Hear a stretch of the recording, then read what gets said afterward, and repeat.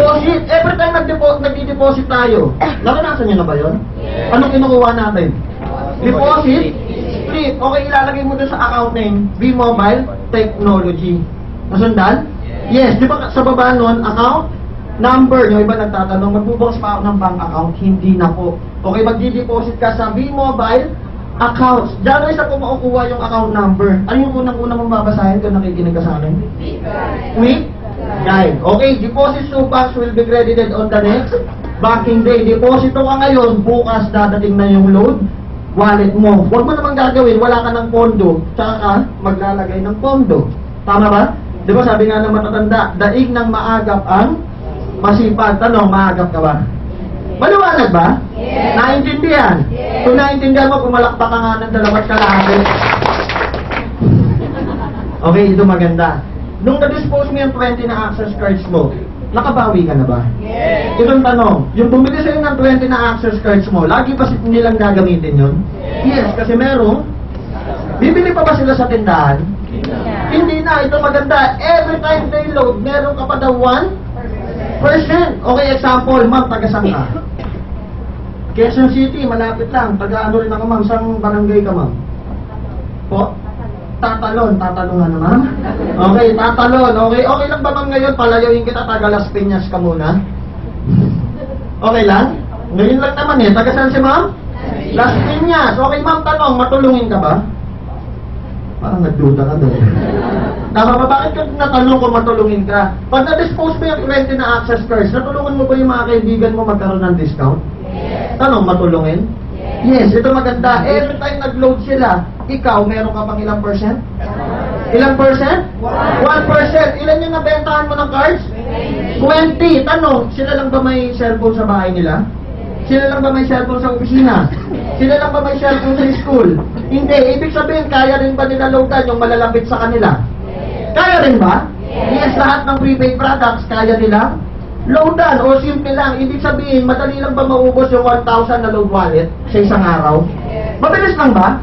Yes, ilan sila? 20 times 1,000, magkano? Huwag ka na mag-isip, ito na nakalagay na, oh. 20,000. Araw-araw ba may nag-load? Yes, 20,000 times 30 days, magkano? Sabi ko kanina, every time they load, meron kang ilang percent? Magkano na benta nila sa loob ng isang buwan? 600,000. Posible ba? Yes. Lahat pa ng Pilipino nagte-text? Kaya ba umabot dyan? Yes. Okay, kunin natin 1% na 600,000, magkano? Meron kang 6,000. Gusto ko malaman, sino dito yung trabahante? Empleyado po. Konti lang. Sino po dito yung estudyante? Sino po yung negosyante? Mga pugante po ba yung iba nila? Wala nagtatasa naman. Bakante! Sino yung mga bakante? Haraka naman. Palakpakan lahat ng bakante. Guys, hindi lang. Isa sa paborito ko dito sa B-Mobile, tanong mo sa akin ano? Isa pa? Yung malambing. Di ba pag bakante ka, mag-a-apply ka? Yes. Pag nag-a-apply ka, lagi tayong hinahanapan ng diploma. Lagi tinatanong, graduate ka ba? Anong course mo? Tama po ba? Yes. Ang pangalawang hahanapin sa atin, ito totoo to, pleasing personality. Eh, paano pag wala ang pleasing? Puro personality lang. Eh, di mas mahirap. Tama po ba? Yes. At ito, simple lang. Dito sa B-Mobile po, hindi mo kailangan maging magaling sa math. Hindi mo kailangan maging magaling sa English. Hindi mo kailangan maging magaling sa science. Okay? Or mabilis ka mag-type sa computer. Ang mahalaga dito, may pangarap na. Kahit hindi ka nakatapos, welcome na nino. Okay po ba, pantay-pantay? Yes. Sabi mo welcome. Maganda ba? Patas-patas tayo? Oo naman, pero tapatan tayo. Yung 6,000 isang buwan, napagod ka ba dyan? Hindi. Hiningal ka ba nung nag-text sila? Hindi. Diba? Pinagpawisan ka ba nung nag-text sila? Hindi. Ibig sabihin, wala kang ginagawa niya, tama? Ang tawag natin doon, passive income. Okay, pero tanong, kung nakita ka ng 6,000 isang buwan, mayaman ka na ba? Pero malaking bagay na yan. Pambayad na ba yan ng upa mo isang buwan? Pambayad na ba yan ng ilaw tubig? Malaking pang-allowance mo na ba yan? Oo naman, okay. Kaya lang, ang tawag po namin dito sa B-Mobile sa 6,000, okay, isang buwan, ay barya-barya. Anong tawag? Anong tawag? Kaya ka mo, ang ganda naman ng bulsa mo. Diba naglalakad ka, pauwi ka ng bahay. Ang bigat naman niya, barya-barya, ang kumakalansing-kalansing pa. Okay, payag ganito kitaan? Okay lang. Hindi. Sino naman dito gusto yung papel-papel? Yan, okay. Common ba, sir? Gusto mo? Ganitong papel-papel. Sino gusto? Yan! Ang Pilipino talaga. Mukhang? Yung iba ayaw pa. Ang konti pa dyan. May 100 pa. Ayoko ng ganyan dyan. Gusto ko yung ganito. Sino gusto ganyan? Palakpakan niyo naman yan. Grabe naman kayo. Ready na lang. Ready na ba kayo? Explain ko to. Ready na kayo?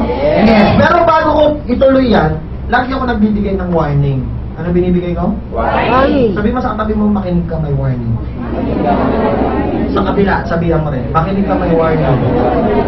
Guys, please, please. Sabi mo, please. Okay. Sa lahat po ng sasabihin ko ngayong araw na to, sana ito yung pinakamaalala nyo. Yung warning ko. Okay po ba yun? Yes. Pag kumita ka nito, believe me, pwede ka kumita nito, okay? Pag kumita ka niyan, pwede pa. Huwag na huwag ka magiging mayabang.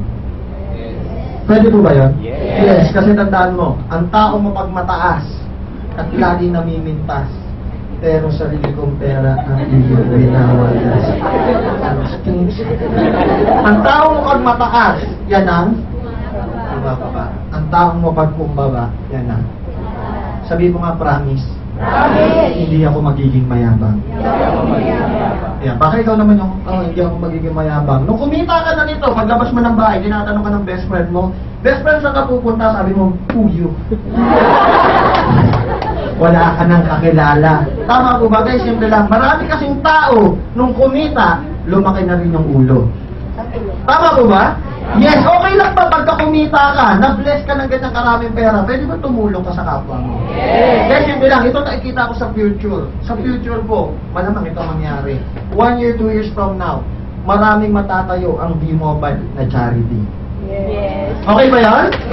Okay ba? Kasama ka nun? Oo naman. Ready na ba kayo? Paano yung kitain?